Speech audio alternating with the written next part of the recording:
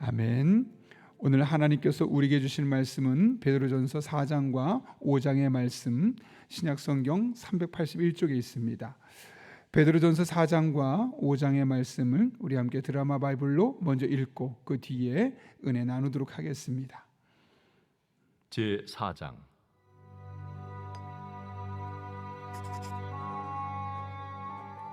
그리스도께서 이미 육체의 고난을 받으셨으니 너희도 같은 마음으로 갑옷을 삼으라. 이는 육체의 고난을 받은 자는 죄를 그쳤음이니 그 후로는 다시 사람의 정욕을 따르지 않고 하나님의 뜻을 따라 육체의 남은 때를 살게 하려 함이라.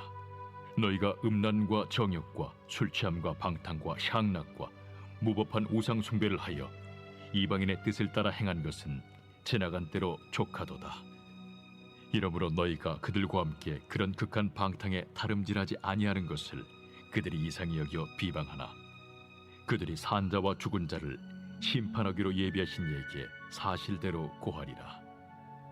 이를 위하여 죽은 자들에게도 복음이 전파되었으니 이는 육체로는 사람으로 심판을 받으나 영으로는 하나님을 따라 살게 하려 함이라. 만물의 마지막이 가까이 왔으니 그러므로 너희는 정신을 차리고 근신하여 기도하라. 무엇보다도 뜨겁게 서로 사랑할지니 사랑은 허다한 죄를 덮느니라. 서로 대접하기를 원망 없이 하고 각각 은사를 받은 대로 하나님의 여러 가지 은혜를 맡은 선한 청지기같이 서로 봉사하라. 만일 누가 말하려면 하나님의 말씀을 하는 것 같이 하고 누가 봉사하려면 하나님이 공급하시는 힘으로 하는 것 같이 하라. 이는 범사에 예수 그리스도로 말미암아 하나님이 영광을 받으시게 하려 함이니 그에게 영광과 권능이 세세에 무궁하도록 있느니라. 아멘. 사랑하는 자들아, 너희를 연단하려고 오는 불시험을 이상한 일 당하는 것 같이 이상히 여기지 말고 오히려 너희가 그리스도의 고난에 참여하는 것으로 즐거워하라. 이는 그의 영광을 나타내실 때에 너희로 즐거워하고 기뻐하게 하려 함이라. 너희가 그리스도의 이름으로 치욕을 당하면 복 있는 자로다. 영광의 영, 곧 하나님의 영이 너희 위에 계심이라. 너희 중에 누구든지 살인이나 도둑질이나 악행이나 남의 일을 간섭하는 자로 고난을 받지 말려니와 만일 그리스도인으로 고난을 받으면 부끄러워하지 말고 도리어 그 이름으로 하나님께 영광을 돌리라. 하나님의 집에서 심판을 시작할 때가 되었나니 만일 우리에게 먼저 하면 하나님의 복음을 순종하지 아니하는 자들의 그 마지막은 어떠하며 또 의인이 겨우 구원을 받으면 경건하지 아니한 자와 죄인은 어디에 서리요. 그러므로 하나님의 뜻대로 고난을 받는 자들은 또한 선을 행하는 가운데 그 영혼을 미쁘신 창조주께 의탁할지어다. 제5장. 너희 중 장로들에게 권하노니 나는 함께 장로된 자요 그리스도의 고난의 증인이요 나타날 영광에 참여할 자니라. 너희 중에 있는 하나님의 양무리를 주되 억지로 하지 말고 하나님의 뜻을 따라 자원함으로 하며 더러운 이득을 위하여 하지 말고 기꺼이 하며 맡은 자들에게 주장하는 자세를 하지 말고 양무리의 본이 되라. 그리하면 목자장이 나타나실 때에 시들지 아니하는 영광의 관을 얻으리라. 젊은 자들아, 이와 같이 장로들에게 순종하고 다 서로 겸손으로 허리를 동이라. 하나님은 교만한 자를 대적하시되 겸손한 자들에게는 은혜를 주시느니라. 그러므로 하나님의 능하신 손 아래에서 겸손하라. 때가 되면 너희를 높이시리라. 너희 염려를 다 주께 맡기라. 이는 그가 너희를 돌보심이라. 근신하라. 깨어라. 너희 대적마귀가 우는 사자같이 두루다니며 삼킬 자를 찾나니 너희는 믿음을 굳건하게 하여 그를 대적하라. 이는 세상에 있는 너희 형제들도 동일한 고난을 당하는 줄을 알미라. 모든 은혜의 하나님 곧 그리스도 안에서 너희를 부르사 자기의 영원한 영광에 들어가게 하시니까 잠깐 고난을 당한 너희를 친히 온전하게 하시며 굳건하게 하시며 강하게 하시며 터를 견고하게 하시리라. 권능이 세세 무궁하도록 그에게 있을지어다. 아멘. 내가 진실한 형제로 아는 실루안으로 말미암아 너희에게 간단히 써서 권하고 이것이 하나님의 참된 은혜임을 증언하노니 너희는 이 은혜에 굳게 서라. 택하심을 함께 받은 바벨론에 있는 교회가 너희에게 문안하고 내 아들 마가도 그리하느니라. 너희는 사랑의 입맞춤으로 서로 문안하라. 그리스도 안에 있는 너희 모든 이에게 평강이 있을지어다. 아멘. 이 세상에는 언뜻 보기에는 우리에게 불편을 주는 것처럼 보이고 우리의 삶을 괴롭게 하는 것처럼 보일 수 있지만 실제로는 큰 유익을 주는 것들이 참 많습니다. 예컨대 많은 사람들이 이 뱀을 무서워합니다. 뱀은 징그럽고 어떤 사람은 극단적으로는 저거는 없으면 좋겠어 라고 말하기까지 하죠. 그러나 뱀은 쌀 농사를 짓는 사람들에게는 아주 유용한 존재입니다. 왜냐하면 쌀을 갉아먹는 쥐들을 그가 다 잡아주기 때문에 그렇습니다. 거미도 마찬가지죠. 겉모습 때문에 많은 사람이 혐오스러워하고 기피합니다. 그래서 마치 해충처럼 보이지만 실상은 이 거미가 해충을 잡아주는 매우 유익한 동물, 곤충임을 알게 됩니다. 일종의 해충의 천적들이 되는 거죠. 이처럼 우리가 보기엔 별거 달가워 보이지 않는 것들이 의외로 우리들의 삶에는 유익한 것들이 참 많습니다. 우리 인생도 마찬가지죠. 여러분, 우리 인생의 해충 같은 존재, 우리를 괴롭게 하는 것은 어떤 것이 있을까요? 고난이라고 할 수 있을 겁니다. 이 고난은 다양한 방면에서 찾아오죠. 사람을 통해서건 혹은 육체의 질병을 통해서건 경제적인 이유에서건 그 외에도 다양한 방법 우리를 힘들게 만드는 고난이 있습니다. 그래서 많은 사람들이 고난을 기피하고 싶어하고 있어도 빨리 헤쳐났으면 하는 마음을 갖습니다. 왜냐하면 그 고난 때문에 마음이 좌절하기도 하고 또 분노의 감정이 일어나기도 하고 심지어는 누군가를 또 하나님까지도 원망할 수 있는 마음까지 생기기 때문에 그렇습니다. 그런데 이 고난이 의외로 우리들의 삶에 매우 유익한 도구로 활용됩니다. 이 같은 사실은 성경 곳곳에서 강조되고 있죠.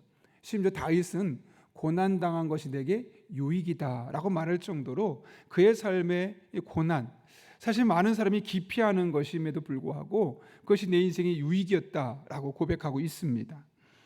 여러분, 이처럼 고난은 우리들의 삶에 매우 유익하다는 것 많은 설교를 통해 들으셨을 겁니다.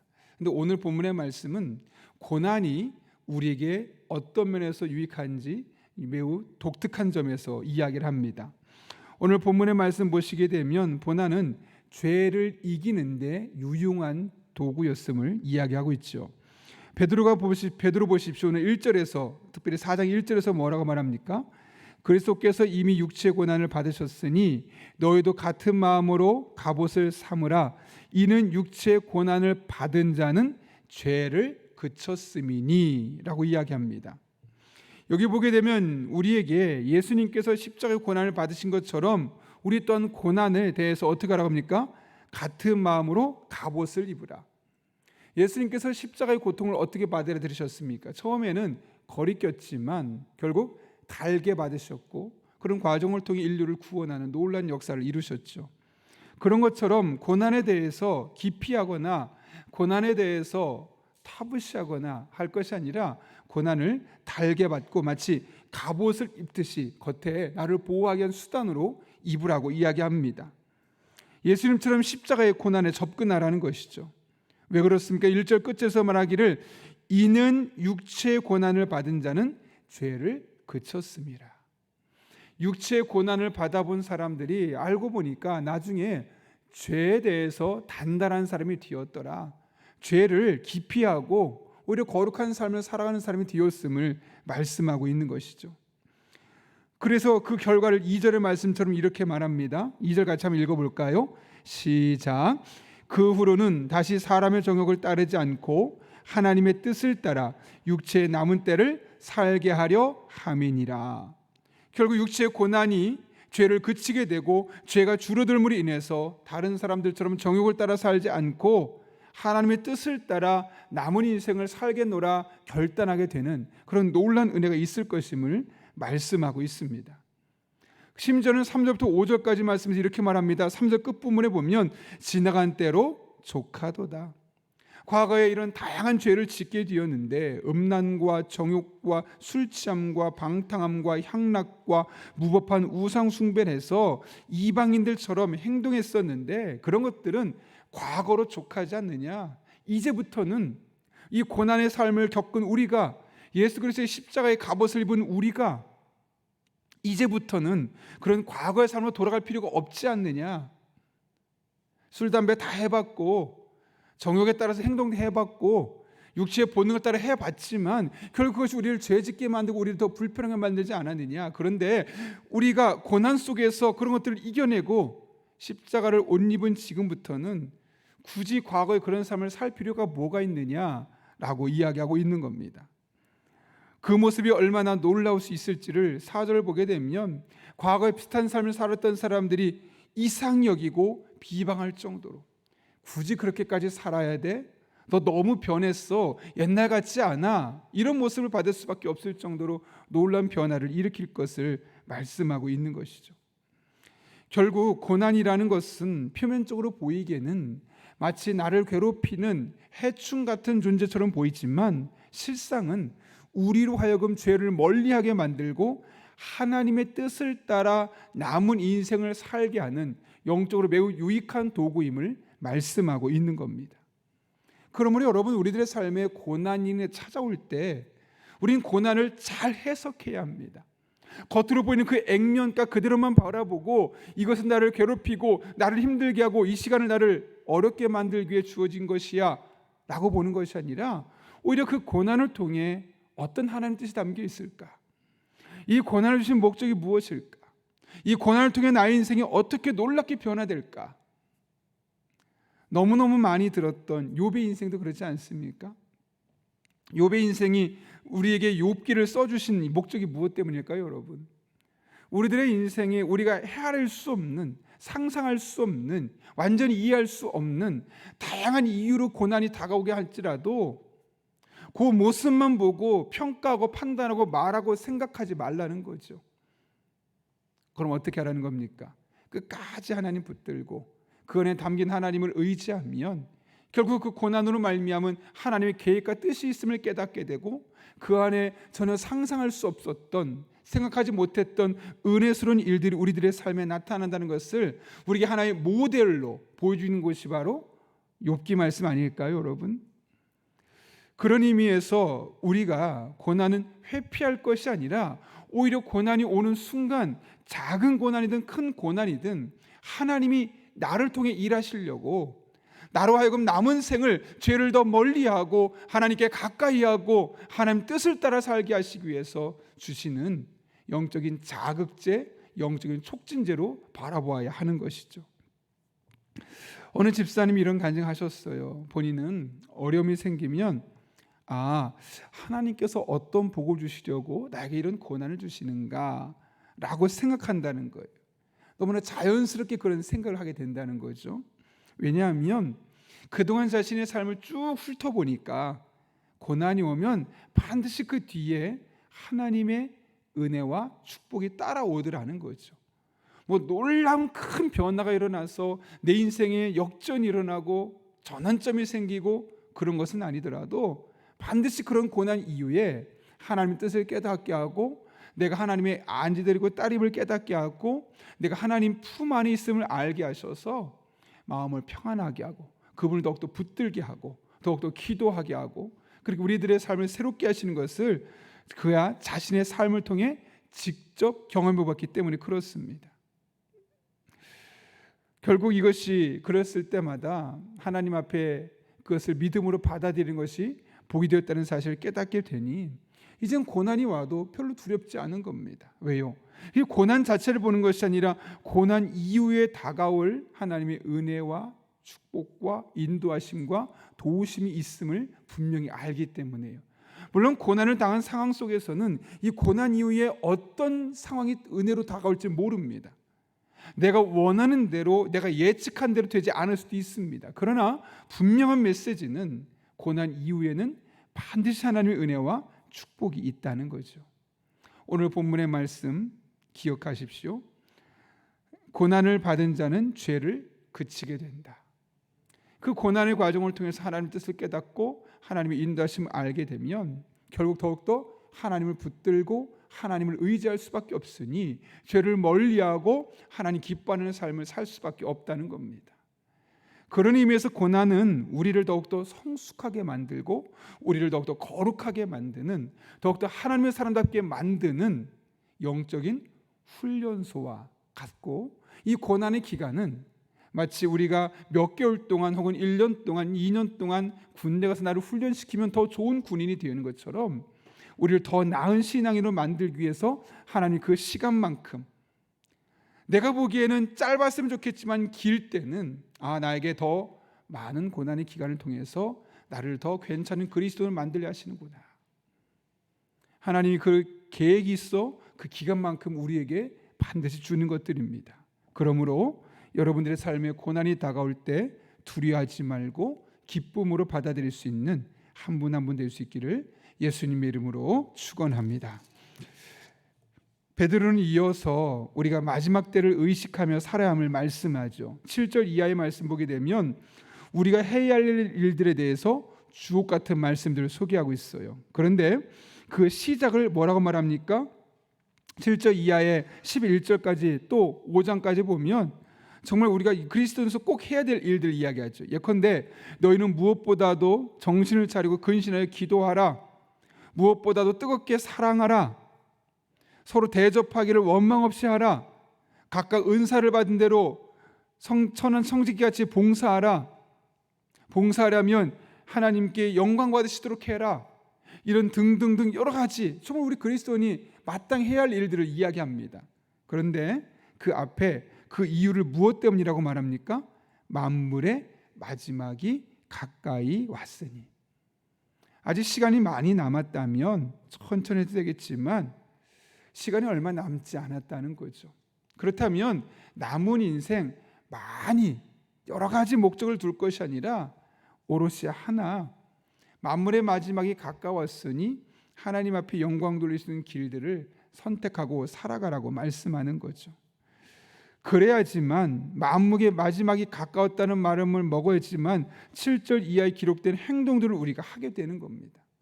우리들의 마음속에 아직 많이 남았어. 나는 아직 수십 년 살 수 있고 또 우리 이 세상은 수백 년 이후에 멸망할 거야.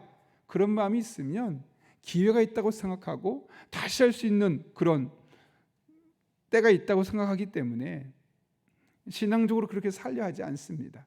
약간의 여유를 갖고 살게 되는 거죠. 근데 베드로가 뭐라고 말합니까? 만물의 마지막이 가깝다고 이야기합니다. 이것을 다른 말로 하면 어떤 말일까요, 여러분? 설교를 준비하면서 늘 하는 질문을 생각해 봤습니다. 오늘이 마지막 날이라면 어떻게 살까? 근데 너무 분주하고 어떻게 살지 모르겠더라고요. 그래서 만약 일주일 동안 내가 살 수 있다면 내가 매일매일 무엇을 할까 생각해 봤고, 아니 일주일은 너무 길다 그러면 당장 이번 주 생각해 보면 주일까지, 오늘 수요일이니까 수, 목, 금, 토, 일 5일밖에 내가 못 산다면, 딱 5일 정도 살 수 있다면 그 5일 동안 내가 할 수 있는 일, 아니 하고 싶은 일 말고요, 꼭 해야만 하는 일들이 무엇일까를 한번 적어보면 좋겠다는 생각이 들었습니다. 전 여러분에게도 권면합니다. 한번 오늘 새벽 기도 끝나고 집에 가셔서 시간 날 때 한번 적어보십시오. 내가 앞으로 5일밖에 살지 못한다면 그 5일 동안 가끔 할 것 혹은 매일 꾸준히 지속적으로 반복해야 할 일이 무엇일까? 한번 적어보는 겁니다. 그리고 그대로 한번 살아보는 겁니다. 물론 오늘 7절 이하에 기록된 기도하고 대접하고 서로 사랑하고 봉사하고 이런 것들도 당연히 해야 되겠지만 한번 여러분 개개인에 주시는 메시지 한번 찾아보십시오. 이 5일밖에 내가 남지 않았다면 이 5일 동안 매일매일 무엇을 하고 살아야 합당하고, 그 5일 동안 어떤 것을 하면 내가 5일 후에 세상을 떠나도 후회되지 않는 삶을 살 것인가. 그렇게 한번 해보시고 그것이 5일만이 아니라 앞으로 여러분의 남은 한평생 그렇게 사시면 됩니다. 그러면 결코 후회하지 않을 것이고 매일매일을 마지막 날처럼 살게 될 것이며, 그 안에서만 경험할 수 있는 여러분의 사명을 찾게 될 것이고, 그런 사명을 통해 하나님이 들어 쓰심을 경험하는 우리 인생이 될 것입니다. 여러분의 삶을 오늘도 만물의 마지막이 가까이 왔다라는 마음으로 결단하고 살아갈 수 있기를 예수님의 이름으로 축원합니다. 우리 함께 기도하겠습니다. 거룩하신 아버지 하나님, 오늘 하나님의 말씀을 통하여 고난이 우리로 하여금 죄를 이기게 만드는 영적인 도구임을 깨닫게 하시고, 또한 만물의 마지막이 가까움을 의식하며 살아가는 것이 우리 신앙생활에 얼마나 유익한 것인지를 깨닫게 하신 것 진심으로 감사를 드립니다. 말씀으로 끝나지 않게 하시고 우리의 삶에 적용하게 하시고, 무엇보다 남은 5일 동안 부활주일까지 내가 만약 5일밖에 살 수 없다면 매일매일 어떤 일상을 살지를 적어보고, 또 그렇게 실제로 살아보는 우리들 되게 도와주시고, 그렇게 살아갈 때 우리들의 삶에 또 다른 하나님의 은혜와 인도하심과 축복을 경험하게 하여 주옵소서. 예수님의 이름으로 기도하옵나이다. 아멘. 이 시간 주님께서 가르쳐준 기도 함께 하겠습니다. 하늘에 계신 우리 아버지, 아버지의 이름을 거룩하게 하시며 아버지의 나라가 오게 하시며 아버지의 뜻이 하늘에서와 같이 땅에서도 이루어지게 하소서. 오늘 우리에게 일용할 양식을 주시고 우리가 우리에게 잘못한 사람을 용서하여 준 것 같이 우리 죄를 용서하여 주시고 우리를 시험에 빠지지 않게 하시고 악에서 구하소서. 나라와 권능과 영광이 영원히 아버지의 것입니다. 아멘. 오늘 이 시간 함께 기도하실 때 오늘 말씀을 붙들고 기도합니다. 우리들의 삶이 고난으로만 보지 않게 하시고 나를 훈련시키고 더 나은 축복을 주시기 위한 통로임을 깨달을 수 있게 해달라고, 또한 나의 남은 한 평생을 마지막이다, 오늘이 마지막이다, 며칠 남지 않았다라는 마음으로 매일매일 일상의 삶을 살아가게 하시고, 그럴 때만 경험할 수 있는 하나님의 은혜를 풍성히 경험할 수 있게 해달라고, 또한 성령으로 충만케 하시고 오늘 또 마땅히 기도할 바를 알게 하시며 이를 통해 모든 것을 합력해 선을 이루시는 하나님을 경험할 수 있게 해달라고, 우리의 가정이 경제적인 어려움을 인하여 낙망하지 않도록 교우들의 가정을 지켜주시고 직장이 주님의 복음을 전파하는 복음의 전초기지가 될 수 있게 해달라고, 우리 교회를 위해 기도합니다. 오늘도 수요 전도대원들에게 힘과 능력을 더해주시고 이 삶을 끝까지 완수할 수 있도록 몸과 마음과 생각과 가정을 지켜달라고, 또 오늘 수요 기도회가 있는데 수요 기도회를 통해 기대하는 마음으로 준비하게 하시고 성령으로 충만한 집회 되게 하시고 그 가운데 기도를 통해 우리들의 기도를 응답하신 하나님 만날 수 있게 해달라고, 또한 여러분이 가져온 기도 제목 가지고 또 이 땅의 소외된 자들, 약자들을 위해서 전쟁과 기근이 해결될 수 있도록, 또 얼마 남지 않은 총선에서 하나님의 뜻에 합당한 이 나라를 하나님께서 원하시는 모습을 세워갈 수 있는 그런 정치 지도자들을 잘 분별력을 가지고 뽑을 수 있는 우리 교회, 우리 성도들, 이 땅의 그리스도인 될 수 있게 해달라고, 또 여러분이 가진 기도 제목과 여러분의 기도가 필요한 분들을 위해서 이 시간 하나님 앞에 간절한 마음으로 함께 기도하겠습니다. 거룩하신 아버지 하나님, 오늘 우리를 주님 전에 불러주시고 깨어 기도하게 하시는 은혜 감사합니다. 하나님만을 바라보고 의지하며 온전한 모습으로 나아가기를 원하오니 오늘도 성령 충만하게 하시고 아버지 하나님 기뻐하는 삶을 살 수 있는 믿음의 사람들 되게 하여 주옵소서. 특별히 오늘도 하나님 앞에 작정하며 기도하는 손길이 있습니다. 하나님 어떤 기도를 하고 있는지 누구보다 잘 알고 계신 하나님, 그 기도를 통해 하나님의 은혜가 부어지기를 원합니다. 하나님의 능력이 나타나기를 원합니다. 하나님의 지혜가 임하기를 원합니다. 친히 함께해 주셔서 우리들의 기도가 우리 영혼을 살리고 우리들의 기도가 하나님 뜻을 더욱더 깨닫게 하시고 그렇게 하나님과 함께 호흡하고 하나님께 영광을 드릴 수 있도록 주님께서 친히 인도하여 주옵소서.